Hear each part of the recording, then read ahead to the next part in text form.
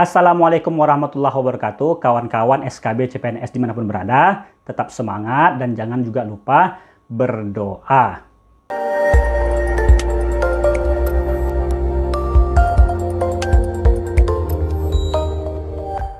Kawan-kawan CPNS dimanapun berada, dalam video kali ini kita akan mengulas apa-apa saja pertanyaan-pertanyaan yang diberikan oleh penguji ketika setelah kita micro teaching. Nah, adapun hal-hal yang akan dipertanyakan oleh penguji, yaitu apakah materi yang kita ajarkan itu bersifat dialogis atau monoton. Jadi dua arah, tidak monoton seperti ceramah saja. Nah, ini sering dikritisi oleh penguji dan memang sebenarnya terkadang kita terjebak di sini. Kenapa? Karena di hadapan kita itu penguji. Nah, sehingga terkadang ketika kita ingin menyampaikan materi, feel-nya nggak dapat. Seakan-akan kita tidak mengajar di hadapan mahasiswa ataupun di siswa. Dan memang ini kawan-kawan harus sering latihan. Nah, karena apa? Ketika kawan-kawan di lapangan, ketika kawan-kawan menghadapi penguji, maka suasana mengajar, suasana di dalam kelas itu tidak terasa. Karena di hadapan kita penguji, belum lagi mental kita yang kena. Maka oleh sebab itu, kawan-kawan persiapkan juga mental. Anggap saja bahwa penguji yang ada di hadapan kawan-kawan itu seperti mahasiswa ataupun seperti murid. Jadi tidak masalah. Kawan-kawan anggap saja mereka ini seperti mahasiswa ataupun murid. Kalau perlu memang kawan-kawan sanggup, ajak saja berdialog seakan-akan mereka itulah contoh dari pesertanya. Nah, tentu ini harus memiliki mental juga. Maka perkuat mental di dalam micro teaching ini. Dan anggap saja bahwa yang dihadapin kita itu peserta dan enjoy ketika menjelaskan materi. Dan memang ini menyangkut juga, walaupun terkadang kita sudah mempersiapkan, kemudian dengan suasana yang ada terkadang buyar, baik materi kita maupun cara penyampaian kita. Dan tentu saja micro teaching ini bukan soal materi, tapi juga soal bagaimana cara kita menyampaikannya. Materi mungkin bisa bagus, tapi cara penyampaian bagus atau tidak. Nah, ini menjadi salah satu yang akan dikritisi oleh penguji. Kemudian yang kedua adalah sistematika kita dalam memberikan materi.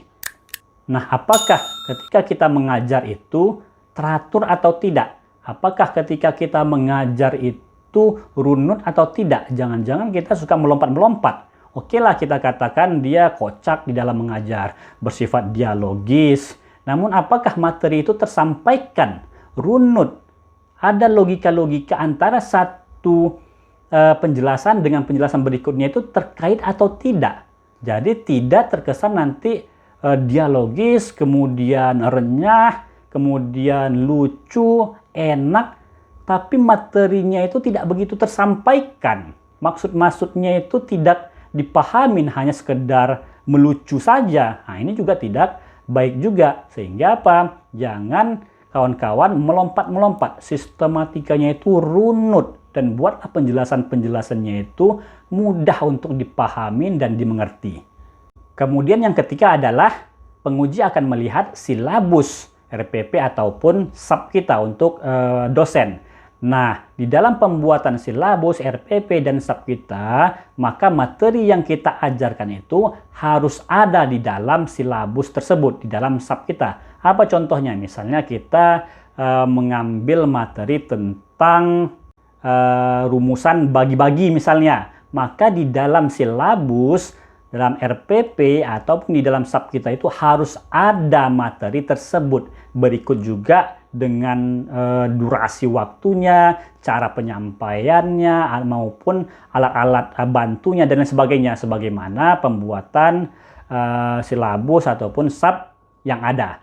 Dan usahakan silabus atau SAP ini juga, usahakan model pembuatannya itu sebagaimana model yang di satuan kerja kita masing-masing. Apa yang mereka pakai, bagaimana bentuknya dan polanya. Maka usahakan seperti itu kalau kawan-kawan bisa mampu. Tapi yang pastinya gunakanlah silabus ataupun sub yang terbaru. Sekarang ini kan kurikulum kita itu berganti-berganti. Terkadang kita sendiri pun bagi yang tidak memperhatikan, lupa apa sebenarnya sekarang ini silabus ataupun sistem yang kita pakai. Nah, hal ini haruslah kawan-kawan ketahuin. Dan tentu juga di dalam pembuatannya itu usahakan, dan ini memang harus dan wajib sebenarnya kawan-kawan sendirilah yang membuatnya. Sehingga akan berbeda antara kawan-kawan yang membuat atau yang dibuatin. Pemahaman kawan-kawan terhadap silabus, RPP, sub yang sudah dibuat itu harus benar-benar memahaminya. Begitu juga di dalam membuat misalnya seperti dosen. Kapan misalnya di dalam pertemuan pertama. Dan ini sangat tidak logis kalau di dalam pertemuan pertama misalnya dia membuat langsung ke materi. Tentu saja di awal-awal pertemuan kan biasanya itu adalah introduction ataupun perkenalan. Dan sangat fatal sekali, terkadang kita lupa di pertemuan pertama malah kita sudah memberikan tugas ataupun lagi membuat makalah. Nah, ini hati-hati. Nah, kita jangan sampai terjebak di sana, dan usahakanlah memang seril mungkin silabus yang kita buat seakan-akan memang itulah yang akan kita kerjakan nanti ketika kita diterima sebagai guru ataupun dosen. Jadi benar-benar real dia. Kemudian memang itulah yang dijalankan, bukan coba-coba. Ini kan silabus ataupun RPP coba-coba. Tidak, buatlah seakan-akan memang itulah yang mau kita ajarkan, dan memang itulah yang digunakan oleh madrasah, sekolah, ataupun universitas yang akan kita tuju. Jadi benar-benar dihayati di dalam pembuatannya. Kemudian yang keempat adalah alat bantu, yaitu PowerPoint.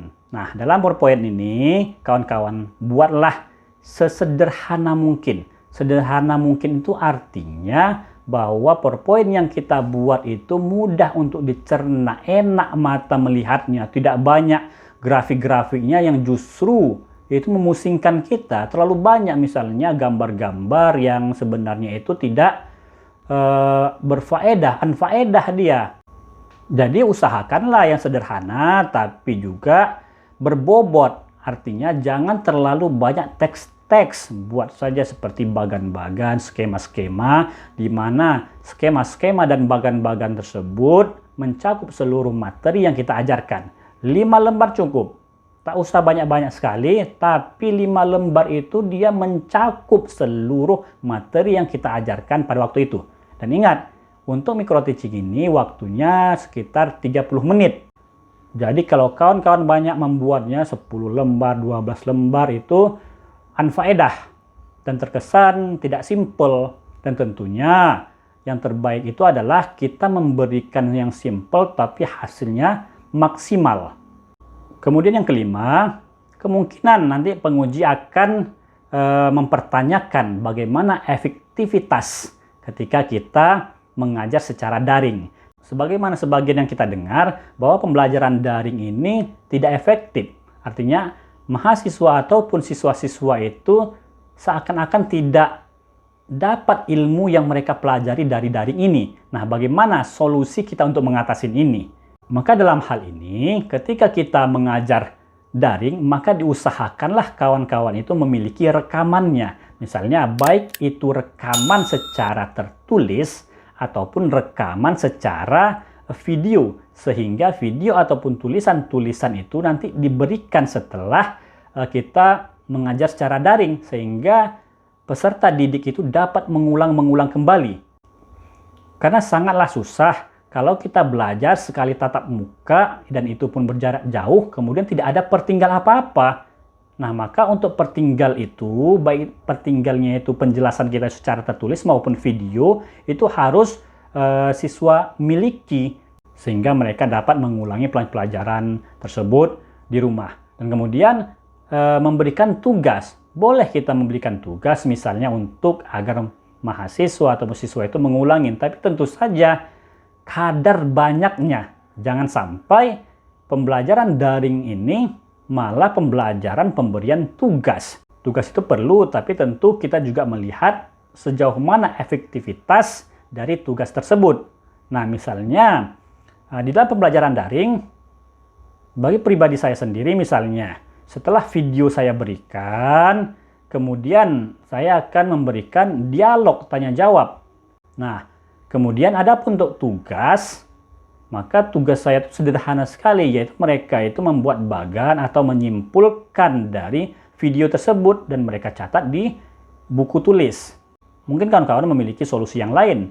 Yang terpenting bahwa dalam pembelajaran daring ini usahakan seefektif mungkin. Salah satu caranya yaitu ada pertinggal ketika kita selesai mengajarkan, baik itu secara tertulis maupun dalam berbentuk video, sehingga itu bisa diulang-ulang kembali. Karena jangankan untuk daring, untuk tatap muka sekali saja pun terkadang itu pelajaran-pelajaran itu langsung lupa. Apalagi yang daring ini tidak ketemu, kemudian untuk bertanya pun terbatas, maka hal ini perlulah ada berbentuk petinggal. Dan tentu kawan-kawan lagi punya solusi yang lain-lain dan berbeda. Maka dalam hal ini kawan-kawan mungkin memiliki kreativitas lain bagaimana mengefektifkan pembelajaran secara daring. Oke kawan-kawan, demikian saja yang dapat kita sampaikan. Tentu saja terus simak video kita dan mudah-mudahan kawan-kawan sukses. Terus teliti, jangan lalai. Jalankan aturan-aturan yang sudah ditetapkan. Semoga kawan-kawan sukses. Demikian saja. Assalamualaikum warahmatullahi wabarakatuh.